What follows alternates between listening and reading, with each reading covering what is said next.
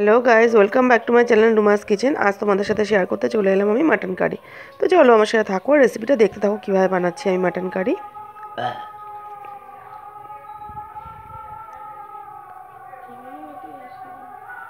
দেখো এখানে আমি 1 কিলো মাটন ভালো করে ধুয়ে জল ঝরিয়ে রেখেছি।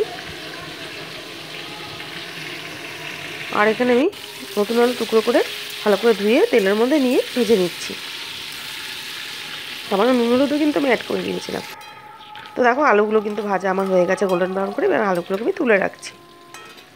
এবার ওই সর্ষের তেলের উপর আর একটু সর্ষের তেল সামান্য অ্যাড করে দিয়েছিলাম। এবার আমি গোটা তেজপাতা দিয়ে দিচ্ছি আর দিয়ে দিচ্ছি গোটা জিরে। এবার জিরেটা হালকা ভাজা হতেই আমি অ্যাড করে দিচ্ছি কুচিয়ে রাখা পেঁয়াজ।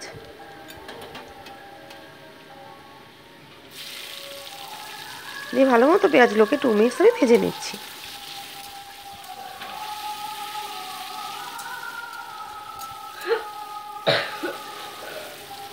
তো দেখো পেঁয়াজগুলো কিন্তু ভাজা আমার হয়ে এসছে। এবার আমি দিয়ে দিচ্ছি বেটে রাখা আদা রসুন। এবার আদা রসুন বাটাটাকে মোটামুটি আমি এটাকে এর সাথে 2 মিনিট ভেজে নিচ্ছি। ইন্ডিভিজুয়ালি মশলাগুলো ভেজে রান্না করলে মাংস কিন্তু খুবই ভালো লাগে, টেস্টি। আর আদা রসুনের একটা কাঁচা গন্ধ থাকে, তার জন্য কিন্তু আদা রসুনটা আমি আগে তেলের ওপর দিয়ে নিই। আর সম্পূর্ণ রান্নাটা কিন্তু আমি বাটা মশলাতেই করছি। তো দেখো গল্প করতে করতে আমার আদা রসুনটা ভাজা কিন্তু হয়ে গেল। এবার আমি অ্যাড করে দেবো আমি জিরে আর ধনে বাটা। বাটা মশলা যে কোনো রান্না করো না কেন খুব ভালো লাগে কিন্তু খেতে, বিশেষ করে মাটন কিংবা চিকেন যেটাই তুমি রান্না করো ভালো লাগে কিন্তু খেতে, খুব টেস্টটাই অন্যরকম হয়ে যায়। তো মোটামুটি দেখো আদা রসুন আর জিরে ধনে সবই কিন্তু ভাজা প্রায় হয়ে এসছে। এবার আমি বেটে রাখা লাল লঙ্কা অ্যাড করে দিচ্ছি এর মধ্যে আমি শুকনো লঙ্কা আর কাঁচা লঙ্কা সব একসাথে বেটে নিয়েছি। দিয়ে মোটামুটি এটাকে 2 মিনিটস আমি ভেজে নিচ্ছি।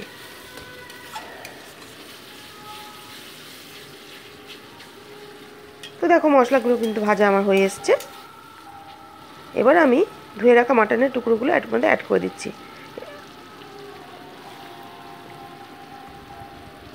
দিয়ে মোটামুটি এটাকে 2 মিনিটস আমি কষিয়ে নিচ্ছি।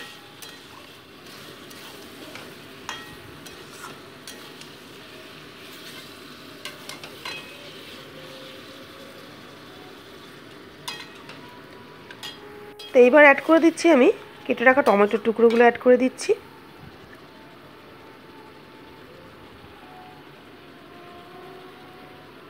অ্যাড করে দিচ্ছি পরিমাণ মতো নুন আর দিয়ে দিচ্ছি পরিমাণ মতো হলুদ।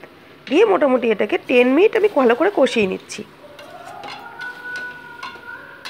আর এই রান্নাটা কিন্তু সম্পূর্ণ আমি কড়াইতেই করব, কোনো প্রেশার কুকার কিন্তু আমি এখানে ইউজ করব না। কড়াইতে মাটন রান্না মাটন কিংবা চিকেন যেটাই রান্না করো না কিন্তু দারুণ লাগে খেতে, টেস্টটাই যেন একটা অনবদ্য হয় এবং অন্যরকম হয়। তো দেখো 10 মিনিটস পর ফিরে এলাম, মাটনটা কষা কিন্তু প্রায় হয়ে এসছে আমার।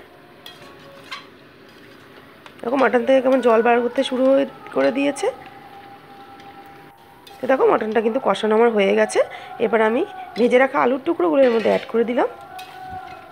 দিয়ে আলুর টুকরোগুলো দিয়েও মোটামুটি 2 মিনিটস আমি কষিয়ে নিচ্ছি।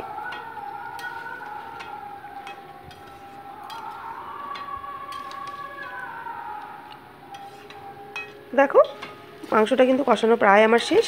এবার আমি অ্যাড করে দেবো ফুটিয়ে রাখা গরম জল।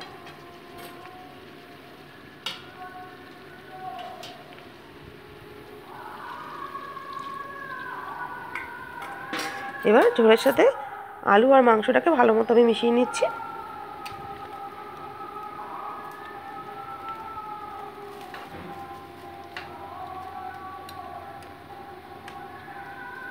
এবার একটা লিড চাপা দিয়ে মোটামুটি 15 মিনিটসের জন্য ঢেকে রাখছি আমি।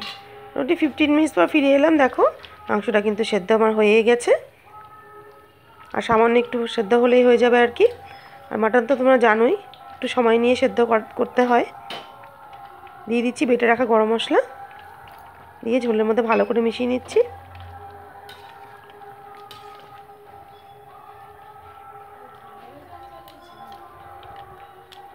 দিয়ে আবার লিড চাপা দিয়ে মোটামুটি 15 মিনিটসের জন্য আবার ঢেকে রাখছি। তো 15 মিনিটস পর ফিরে এলাম, মাংস কিন্তু একদম সেদ্ধ হয়ে গেছে আমার। তো রান্নাটা আমার কিন্তু হয়ে গেছে। এবার আমি গ্যাসটা অফ করে দেবো। তো তৈরি হয়ে গেল আমার মাটন কারি। সম্পূর্ণ রেসিপিটা তোমাদের কেমন লাগলো আমাকে কিন্তু কমেন্ট বক্সে অবশ্যই জানিও, আর অবশ্যই তোমরা এভাবে ট্রাই করো, আশা করছি তোমাদের কিন্তু ভালোই লাগবে।